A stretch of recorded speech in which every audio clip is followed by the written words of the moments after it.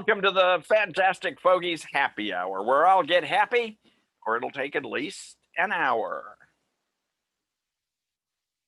As you know, during the happy hour, I take questions from my fans and I provide answers, both informative and nonsensical, and it is virtually impossible to distinguish between the two.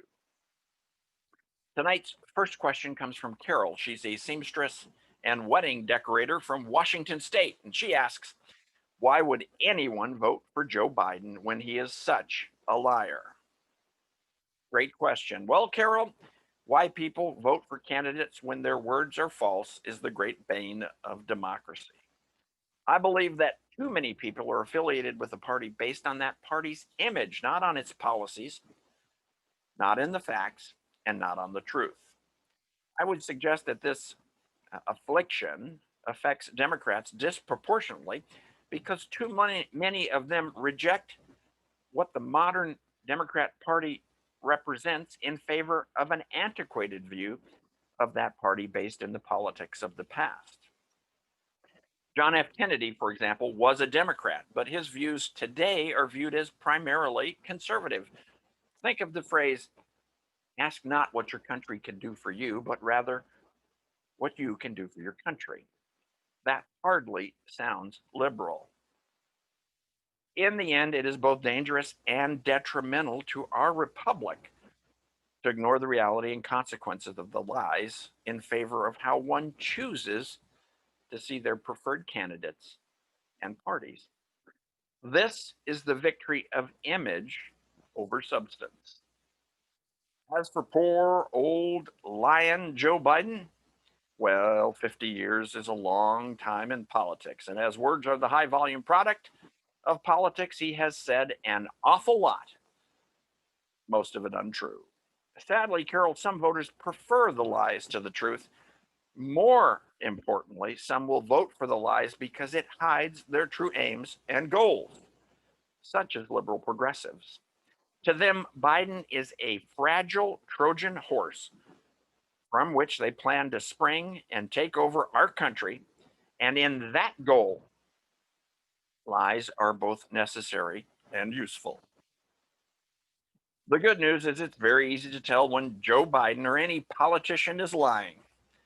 Their lips are moving.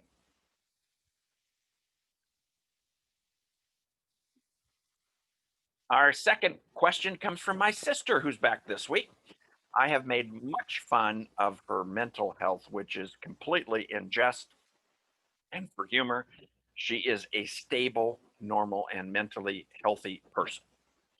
She spends her days searching for Bigfoot and making tinfoil hats for relatives. She wants to know, what news sources do you think are reliable or credible? And are there any truly bipartisan websites? Well, I refer back to my first statement on politicians and lying as it relates to journalists. First off, it's important to distinguish between news and news commentary. Whether it be Sean Hannity, Rachel Maddow, Laura Ingraham, Chuck Todd, or Joe Scarborough, in those cases, we are talking about commentators who infuse their opinions into newsworthy issues or news stories, but they are not journalists per se. As a result, the news divisions of their respective networks, whether it be Fox News, MSNBC, CNN, or ABC, or NBC, should not be viewed as partisan or untrustworthy just because their station's high-profile commentators or their biggest stars are liberal or conservative. One must watch the news to see if it's biased. And sadly, for MSNBC, NBC, ABC, CBS, and CNN, the answer is they're truly biased. Brian Stelter of CNN, Joy Reid of MSNBC, Jim Acosta of CNN, and George Stephanopoulos, better known as George Step on all of us, of ABC, are presented to us as journalists, but their partisan liberalism makes it impossible for them to present the news factually. Liberalism is the filter they process the news through before it comes out here. And when it comes out here, sadly, it's no longer news. I myself recommend the following news sources, both on TV and on the internet, as reliably unbiased. One America News, Newsmax, the Epoch Times, and believe it or not, Fox News. Debbie also asks, is there really a panic at the disco and where is it?